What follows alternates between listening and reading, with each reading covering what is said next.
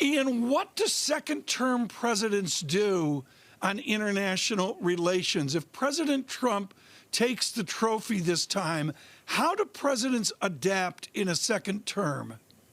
Well, I mean, I think one thing to say is that when you have a change in president and a change in party, the idea that foreign policy is going to be dramatically different is usually oversold by the analyst. There's usually more continuity. There's usually more constraint. In the case of Trump, of course, so much of what he focuses on is brand building and is electioneering, that the dangerous period for U.S. foreign policy is much more in the run-up to November, and perhaps right after, when votes are still being counted and we don't have a solution, than what happens after January.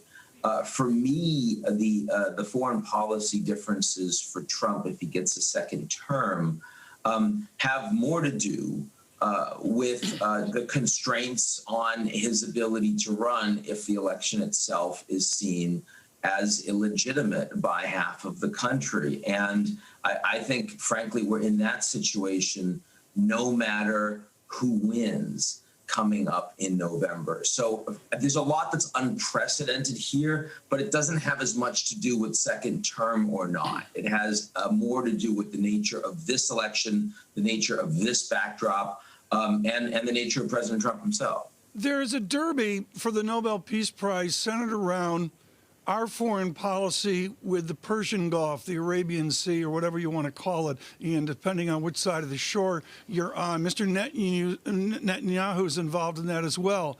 Does our president deserve the Nobel Peace Prize?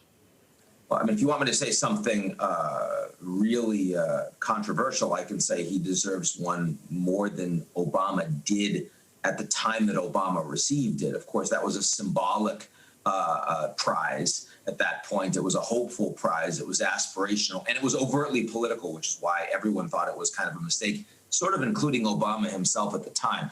Of course, Trump's had a lot of foreign policy missteps on his watch, but he's also had some successes. And I'll tell you, nothing will drive out the trolls more than when I give the president credit for things he's done on foreign policy, when he's gotten it right. And one of those things has been normalization of relations between Israel and the UAE, Israel and Bahrain.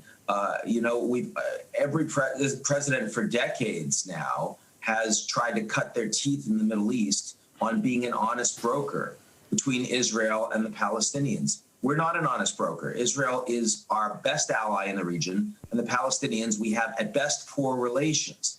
That Band-Aid has been ripped off. Our best relations are with the Israelis and the Gulf monarchies. And Trump embraced that from day one. He made that the first trip he made outside the U.S. as president, first to Riyadh and then to Israel, went very well. And meanwhile, our biggest adversary in the region is Iran. And we share that adversary with the Israelis and the Gulf states. So the fact that you've had an administration that's not been, in a sense, constrained by or burdened by American history in the region made it much more possible to affect this breakthrough. And it's a real breakthrough. And by the way, if Biden wins, it's actually going to be, there's a shot that he could actually move on Israeli-Palestinian peace because of what Trump has done here. Because it's now obvious to the Palestinians that they actually don't have friends in the region. So they're under a lot more pressure to get something done than they were before. What are the chances, Ian, that Joe Biden wins? I would say today, I think they're about 65-35, but it's tightening. Over the next 7 weeks, I suspect that we'll get closer than that.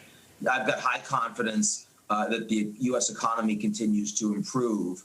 I've got moderate confidence that numbers around coronavirus cases and hospitalizations and deaths will continue to flatten somewhat. And I've got moderate confidence that social instability and violence in overwhelmingly blue urban centers in the U.S. will continue to increase. All three of those at the margins helps Trump in a race where the overwhelming majority of Americans have already decided how they're going to vote. So it's going to be close. But I think more importantly, I think it is almost certain that it's going to be contested. We're not going to find out who has won the election on the day, and President Trump will probably have announced that he's won, and how we deal with that, it's going to be a lot more challenging than Bush Gore in 2000, let's put it that way. But Ian, is there something that Joe Biden can do to get ahead in the polls, or is there something that President Trump can do, or no matter what, is it going to be close? Well, this election is going to be overwhelmingly a referendum on Trump. Biden is not offensive to most Americans, but they don't have the same level of enthusiasm. You're not going to get boat parades out there for Biden the way you do for Trump. Having said that, Trump's support base is narrower than Biden's. What do you do in that environment? I mean, it's almost impossible for Biden to make it about him unless he makes really significant gaffes. I think his choice of running mate Kamala Harris was a very smart one.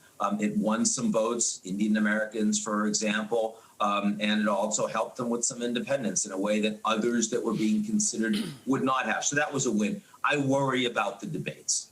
I think Biden has to get. He can't try to hit Trump one for one. He has to play the character card. He has to talk directly to the American people. He has to sort of, with Trump, say, oh, there you go again, Donald. There has to be this subtext of this is insane and I'm the real presidential character. But he also has to come across as strong and as capable because, we all know that if Biden looks like he's missing a step or two, that's a vulnerability for him. Right. And the Republicans are doing a better job going after and playing dirty than Project Lincoln and the Democrats are against Trump. Yeah. That's just a reality.